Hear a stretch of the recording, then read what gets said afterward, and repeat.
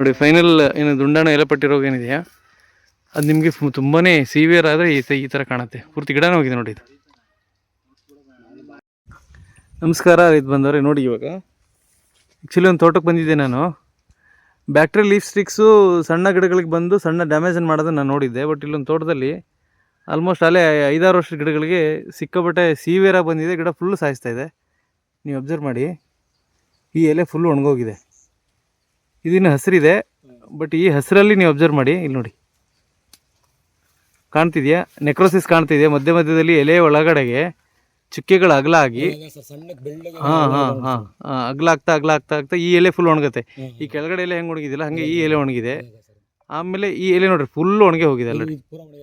ಆಮೇಲೆ ಗಿಡನೇ ಪೂರ್ತಿ ಹೋಗುತ್ತೆ. ಇದು ನಿಮಗೆ ಸಿವಿಯರ್ ಆದರೆ ಹೇಗೆ ಕಾಣುತ್ತೆ ಹೇಳ್ತೀನಿ. ಈ ಗಿಡ ಅಬ್ಸರ್ವ್ ಮಾಡಿ, ಇಲ್ಲಿ ನೋಡಿ, ಇದು ಸೇಮ್. ಇದು ಗಿಡಕ್ಕೆ ಪೂರ್ತಿ ನಿಮಗೆ ಸಿವಿಯರ್ ಆಗಿದೆ. ಆ್ಯಕ್ಚುಲಿ ಬ್ಯಾಕ್ಟೀರಿಯಾದಿಂದ ಬರ್ತಕ್ಕಂಥ ಒಂದು ದುಂಡಾಣದಿಂದ ಬರ್ತಕ್ಕಂಥ ಒಂದು ಕಾಯಿಲೆ ಇದು ನೋಡ್ರಿ, ಇಲ್ಲೂ ಆಗಿದೆ ನಿಮಗೆ. ಈ ಗಿಡ ಪೂರ್ತಿ ಒಣಗಿ ಹೋಗಿದೆ ನೋಡ್ರಿ ಇದೆಲ್ಲ. ಆಮೇಲೆ ಗರೆನೂ ಉದ್ದ ಇಲ್ಲ ಸರ್. ಗರೆನೂ ಅಲ್ಲಿ ಮೊಟಕಾಗಿದ್ದಾವೆ. ಇಲ್ಲಿ ಸಿಂಪ್ಟಮ್ಸ್ ನಿಮಗೆ ಕ್ಲಿಯರ್ ಇದೆ ನೋಡಿ. ಇದು ಕಾಣ್ತಿದೆಯಾ? ಇಲ್ಲಿ ನೋಡಿ, ಹಿಂಗೆ ಸಿವಿಯರ್ ಆದರೆ ಹಿಂಗೆ ಫುಲ್ ಒಳಗಡೆ ಪಟ್ಟಿ ಬಂದು ಒಣಗೋಗುತ್ತೆ. ಸೆಂಟ್ರಿಗೆ ಆಗಿದೆ.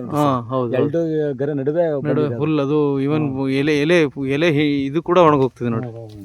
ಸೊ ಇದಕ್ಕೆ ನಾವು ರೆಕಮೆಂಡೇಶನ್ ಬಂದ್ಬಿಟ್ಟು COC, ಕಾಪರ್ ಆಕ್ಸಿ ಕ್ಲೋರೈಡ್, ಅದ್ರ ಜೊತೆ ಬ್ಯಾಕ್ಟೀರಿಯಾನಾಶ್ 200 ಅಂತ ಬರುತ್ತೆ. ಯಾವ್ದಾದ್ರು ಆ್ಯಂಟಿಬಯೋಟಿಕ್, ಇವನ್ ಕಸಗಾಮೈಸಿನ್ ಕೂಡ ಕೆಲಸ ಮಾಡುತ್ತೆ.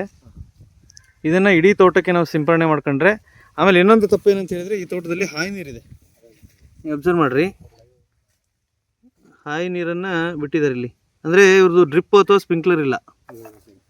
ಸೊ ಈ ಥರ ಇರೋ ಕಾಯಿಲೆ ಇರೋವಂಥ ತೋಟಗಳಲ್ಲಿ ನೀವೇನಾದರೂ ಹಾಯಿ ನೀರು ಪದ್ಧತಿನಲ್ಲಿದ್ದರೆ ಇನ್ನೂ ಸಿವಿಯರಿಟಿ ಆಗುತ್ತೆ ಡಿಸೀಸ್. ಇಲ್ಲಿ ನೋಡಿ, ಈ ಥರ ಫುಲ್ ಸಿವಿಯರಾಗಿ ಆಗುತ್ತೆ. ಸೊ ಹಾಗಾಗಿ ದಯವಿಟ್ಟು ಯಾರು ಹಾಯಿ ನೀರನ್ನು ಬಳಸ್ತಿದ್ದೀರಾ ಅವರು ಹಾಯಿ ನೀರನ್ನು ಮೊದಲು ಅವಾಯ್ಡ್ ಮಾಡಿ. ಆಮೇಲೆ ನೇರವಾಗಿ ಈ ಥರ ಏನೋ ಸಿಂಪ್ಟಮ್ಸ್ ಒಂದು ಗಿಡ ಅಥವಾ 2 ಗಿಡದಲ್ಲಿ ಕಾಣ್ತಿದೆ ಅಂತ ತಕ್ಷಣವೇ ನಾನು ಹೇಳಿದಂಗೆ ಕಾಪರ್ ಆಕ್ಸಿ ಕ್ಲೋರೈಡ್ ಒಂದು 3 ಗ್ರಾಮ್ 1 ಲೀಟ್ರ್ ನೀರಿಗೆ ಹಾಕ್ಕೊಂಡು ಅದರೊಟ್ಟಿಗೆ ಬ್ಯಾಕ್ಟೀರಿಯಾನಾಶ್ 200 ಅಂತ ಬರುತ್ತೆ, ಅದನ್ನು ಅರ್ಧ ಗ್ರಾಮ್ 1 ಲೀಟ್ರ್ ನೀರಿಗೆ ಹಾಕ್ಕೊಂಡು ಸಿಂಪಡಣೆ ಮಾಡಬೇಕು. ಸುಳಿ ಪ್ಲಸ್ ಎಲೆ ಎಲ್ಲ ಕಡೆ ಸಿಂಪಡಣೆ ಮಾಡಿಕೊಂಡ್ರೆ ನಿಮಗಿದು ಕ್ಲಿಯರ್ ಆಗುತ್ತೆ. Thank you. ನೋಡಿ, ಬ್ಯಾಕ್ಟೀರಿಯಲ್ ಲೀಫ್ ಸ್ಟಿಕ್ಸು ಬಂತಂದರೆ ಎಷ್ಟು ಸಿವಿಯರಾಗಿ ಬರುತ್ತೆ ಅಂತ.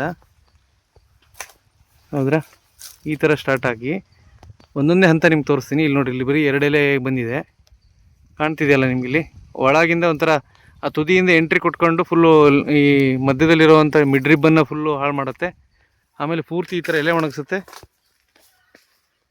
ಆಮೇಲೆ ಗಿಡನೇ ಈ ರೀತಿ ಪೂರ್ತಿ ಒಣಗೋಗುತ್ತೆ. ಇದು ದುಂಡಾಣು ಎಲೆಪಟ್ಟಿ ರೋಗದಿಂದ ಬರ್ತಕ್ಕಂಥ ಒಂದು ಸಮಸ್ಯೆ. ಸೊ ಈ ಥರ ಸಮಸ್ಯೆ ಬಂದಾಗ ದಯವಿಟ್ಟು ನೆಗ್ಲೆಕ್ಟ್ ಮಾಡ್ಕೋಬೇಡಿ. ಇದು ದುಂಡಾಣ ಆಗಿರೋದ್ರಿಂದ ಭಾಳ ಬೇಗನೆ ಸ್ಪ್ರೆಡ್ ಆಗುತ್ತೆ. ನಿಮಗೆ ಟೈಮೇ ಕೊಡೋದಿಲ್ಲ. ವಾರ 15 ದಿನದಲ್ಲಿ ನಿಮ್ಮ ಗಿಡಕ್ಕೆ ಇಡೀ ತೋಟನೇ ಕವರ್ ಆಗಿಬಿಡುತ್ತೆ.